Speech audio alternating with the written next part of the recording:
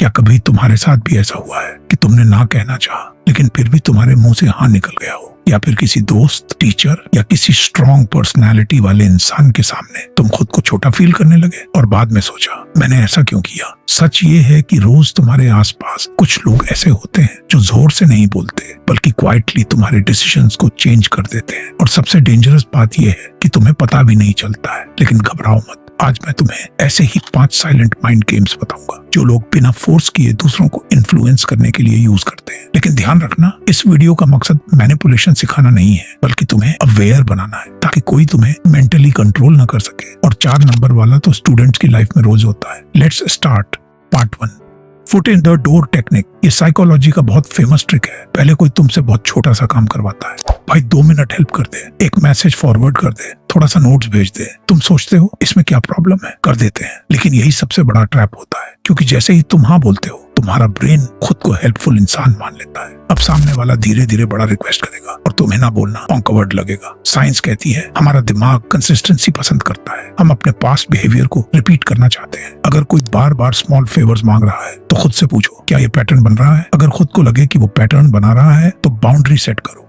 Part 2, खामोशी का दबाव, साइलेंस प्रेशर गेम। कभी नोटिस किया है कुछ लोग सवाल पूछकर चुप हो जाते हैं, तुम आंसर देते हो लेकिन वो कुछ नहीं बोलते, तुम्हें देखते रहते हैं। और फिर क्या होता है, तुम अनकंफर्टेबल हो जाते हो और एक्स्ट्रा एक्सप्लेन करने लगते हो। ये साइलेंस एक इनविजिबल प्रेशर बन जाती है। साइकोलॉजी कहती है ह्यूमन ब्रेन साइलेंस को थ्रेट या ऑकवर्डनेस मानता है और उसे फिल करने की कोशिश करता है। इसलिए लोग ज्यादा बोल देते हैं, कभी कभी सीक्रेट बात भी रिवील कर देते हैं। साइलेंस से मत घबराओ, हर साइलेंस को फिल करने की जरूरत नहीं है। ना समझ मत बनो किसी के सामने। Part 3, authority illusion. मैं बड़ा हूँ इसीलिए सही हूँ। देखो कुछ लोग अपनी टोन, कॉन्फिडेंस या पोजीशन से तुम्हें इन्फ्लुएंस करते हैं। टीचर, सीनियर, बॉस या कोई कॉन्फिडेंट फ्रेंड, वो कुछ भी कहें तुम ऑटोमेटिकली मान लेते हो। क्यों? क्योंकि ब्रेन अथॉरिटी को शॉर्टकट मानता है। अगर ये कॉन्फिडेंट है तो शायद सही होगा। इसीलिए स्टूडेंट्स अक्सर बिना सोचे इंस्ट्रक्शंस फॉलो करते हैं। लेकिन प्रॉब्लम ये है कॉन्फिडेंस हमेशा करेक्टनेस नहीं होता। जैसे क्लास में कोई कॉन्फिडेंट दोस्त बोले ये आंसर सही है और तुम बिना चेक किए लिख दो और वो गलत निकल जाए। इसलिए हर अथॉरिटी को ब्लाइंडली मत मानो। 5 सेकंड पॉज करो खुद को, फिर सोचकर तब जवाब दो।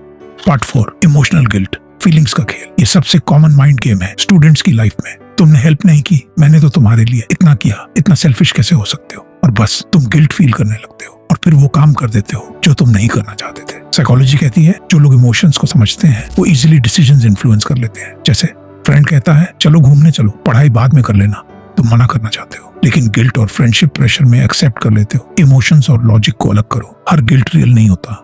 Part 5, repetition trap. अगर कोई चीज बार बार सुनाई जाए तो ब्रेन उसे सच मानने लगता है। तुम इसमें अच्छे नहीं हो, तुम हमेशा लेट करते हो, तुमसे नहीं होगा। धीरे धीरे ये बातें बिलीफ बन जाती हैं। स्टूडेंट्स के साथ ये बहुत होता है। नेगेटिव लेबल्स बार बार सुनकर कॉन्फिडेंस टूटने लगता है।